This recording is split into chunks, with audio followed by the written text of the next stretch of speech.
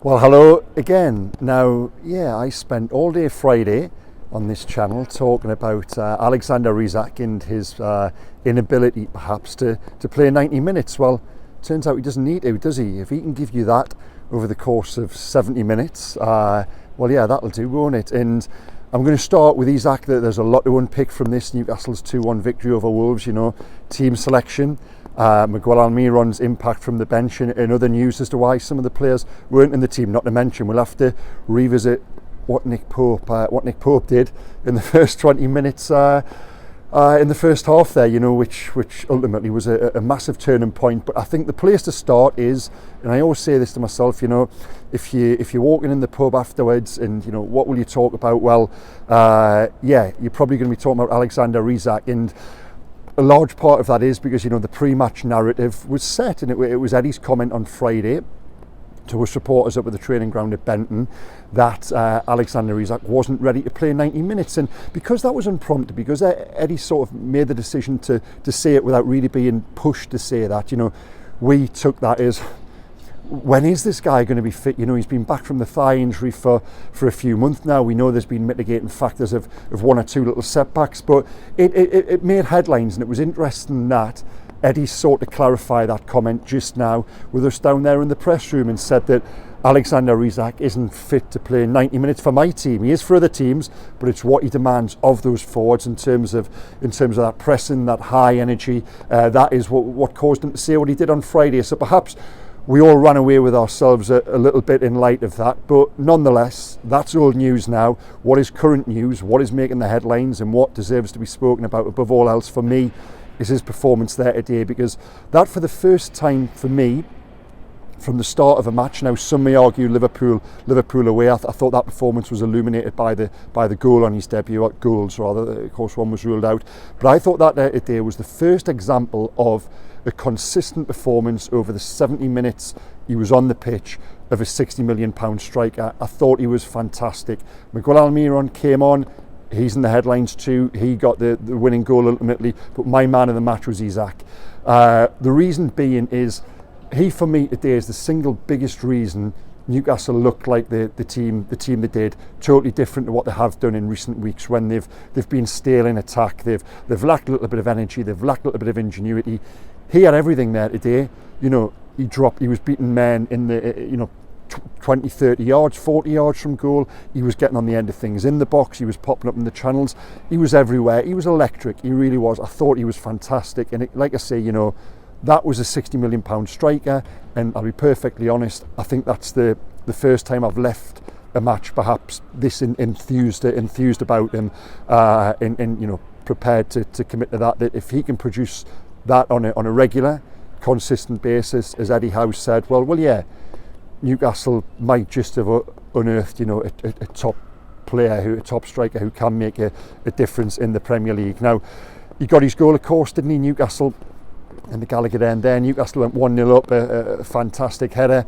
And then I thought from that point onwards until the end of the first half was the best they've played in 2023 in terms of a cohesive attacking unit who looked like scoring. Now, they didn't score, of course, and there was always a danger that was going to cost them. And so it looked like it might have proved on 70 minutes, wasn't it, when that awful mix-up between Kieran Trippier. If he had a chip to clear, everything would have been okay. Kieran Trippier and Nick Pope, and Trippier slips and Hwang scores with his first touch after coming on, and it just felt like an awful 1-1. And from our perspective as reporters, 1-1s are useless. I say this, you'd rather the teams you're covering, there was a result either way, even if the team I cover week in, week out, if that meant a defeat for Newcastle. I think any reporter would say you just want an outcome. But of course, Almiron comes on and he gets that ball in quite why Wolves allowed him that space and that time, and his absolute favoured position in the inside right channel there, and there's just an inevitability about it when he chops onto his left. Where the ball is going, and credit to him, because he was one of those dropped today. Eddie's just said to us there, he's played a lot of games recently, he took him out of the team. Okay, fair enough, but he was dropped. He was removed from the side, and I didn't have any great complaint with that. If anything, I applauded Eddie for making the 5 changes. I think it needed that change, and ultimately It's paid off, and Almiron's goal, and you wouldn't expect anything less of him in terms of how a player of his character would respond to being removed from the team. Now it leads us on to the player who played him the ball, Joe Willock, who, if Alexander Isak hadn't have got his goal, and Willock was another one of those five restored to the side, now I would have given Willock man the match. I think that there today was his best performance potentially for Newcastle all the time he's been here, and I would go back to that brilliant scoring run of 8 matches which he had. I just thought I used that word, he impacted, He's alongside two players then, and Bruno Guimaraes and Sean Longstaff who had a more extended stay in the team of late. But it was Willock who come in and was the best of the three in the middle there. He took the game by the horns, and that's something I don't really think he does. I think he's a player who is more decorated matches. He gets the ball and he goes on burst for sort of 5 or 10 minutes, takes the team upfield, and then can sort of drift for 5, 10, 15 minutes. I thought today from minute one, I thought he was on it. I thought he was absolutely tremendous, and that is the player Newcastle need, that energy, those legs, that drive in the middle of the park. Everything, again, it goes back to what Isak presented and provided, 30 yards further up the field, energy, impetus, ideas. Willock and Isak between them today I thought were sensational. Now, it could all have been very, very different if in the 21st minute Nick Pope is sent off and Wolves have a penalty. Now, on first view, and of course just to explain for those who perhaps haven't seen it, it's a back pass from Sven Botman. Nick Pope's touch is heavy, Raul Jimenez nicks in and goes down into the challenge from Pope. We're sat there in the press box, and from that vantage to a man, penalty, red card. Now, there was surprise when the referee Andy Madley didn't blow up with a whistle, and he gave a goal kick, I think it was in the end, wasn't it? Yeah, the ball went out of play. My interpretation of this now is that I think Madley has seen the ball run out of play, and he's allowed VAR to make the decision. Rather than make a decision on the spot, he's thought, okay, the ball is dead, let's see what VAR says. But in doing that, it saved Newcastle, because I think ultimately this is one of those, it's umpire's call. Is there contact? Yes. Is it the sole reason why Jimenez has gone down? I don't know. Was he already on his way down? Has Pope's contact sent him there? I don't know. To that end, the fact that Madley hasn't given the penalty, I don't think there's enough evidence for VAR to overturn it. Likewise, if he gives the penalty, I don't think there's enough evidence for VAR to say, no, ref, you got it wrong. So, because he hasn't given that initial decision, I think Newcastle have probably escaped with one there. And I use that phrase again. Umpire's call. I think it was a case of that.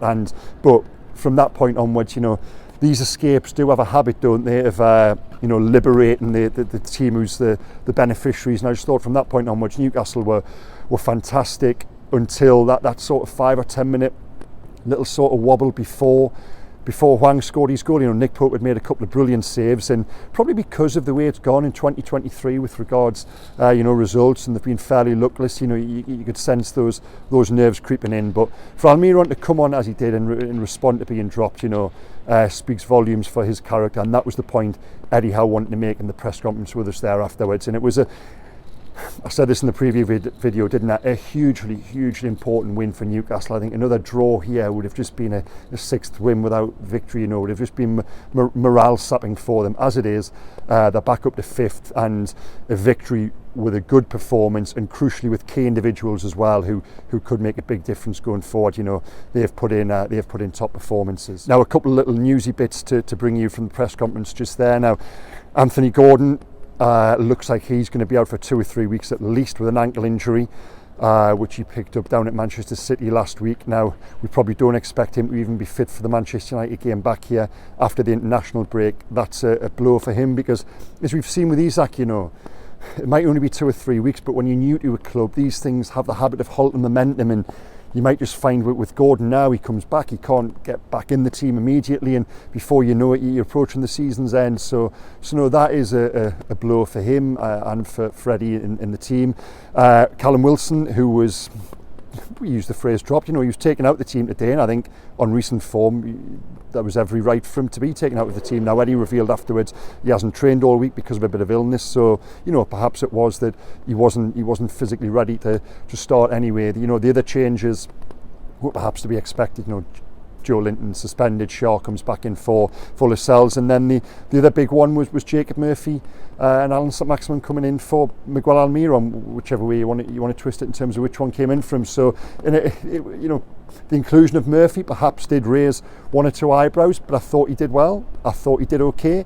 You're perhaps not ever going to get that absolute killer ball or finish in the final third, but I thought when they needed sort of energy in those sort of areas, he was there. I thought he was tidy, and fair play to him for that. He's a player who's been, I wouldn't say written off, but he's perhaps someone who supporters look at and think in terms of the journey where Newcastle are going to go. Is Murphy someone who's going to be part of that? But I thought he did well today, as the majority of them did. And we go back to that was just a hugely important win going down to Forest next weekend. Another victory there would just calm things a little going into the international break, and just perhaps put a little bit of distance between themselves and, I said in the preview video, those teams outside the European places. So yeah, all in all, a good day for Newcastle United here at what is now an empty, deserted and quiet St James's Park. It wasn't like that a couple of hours ago, was it? But